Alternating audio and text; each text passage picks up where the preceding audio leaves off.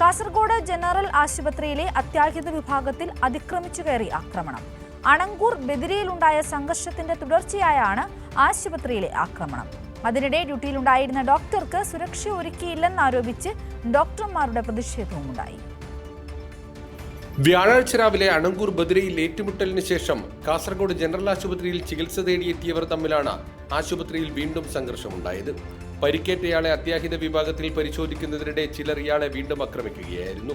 ചവിട്ടേറ്റ് ഇയാൾ ഡ്യൂട്ടിയിലുണ്ടായിരുന്ന വനിതാ ഡോക്ടറുടെ മുകളിലേക്ക് വീണു. ഇതിനിടെ ആക്രമിച്ചവർ ആശുപത്രിയിൽ നിന്ന് രക്ഷപ്പെട്ടു.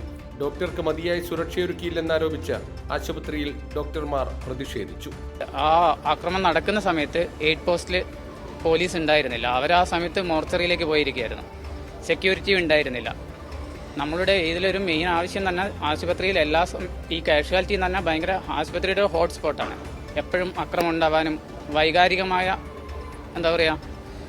പ്രശ്നങ്ങൾ നടക്കുന്ന ഒരു സ്ഥലമാണ്. എപ്പോഴും അക്രമം ഉണ്ടാകാനുള്ള സാധ്യതയുള്ള സ്ഥലമാണ്. അവിടെ എല്ലാ സമയത്തും സുരക്ഷ ഉറപ്പുവരുത്തണം എന്നാണ് നമ്മൾ സ്റ്റാഫ് കൗൺസിലിനും പറയാനുള്ളത്, അതേപോലെ സംഘടനയ്ക്കും പറയാനുള്ളത്.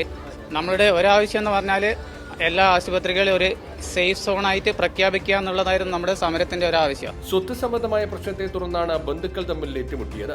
ഡോക്ടർമാർ പ്രതിഷേധവുമായി എത്തിയതോടെ പോലീസ് ഇടപെട്ടു. അക്രമിയെ കണ്ടെത്താനുള്ള അന്വേഷണം ആരംഭിച്ചിട്ടുണ്ട്. കൈരളി ന്യൂസ്, കാസർഗോഡ്.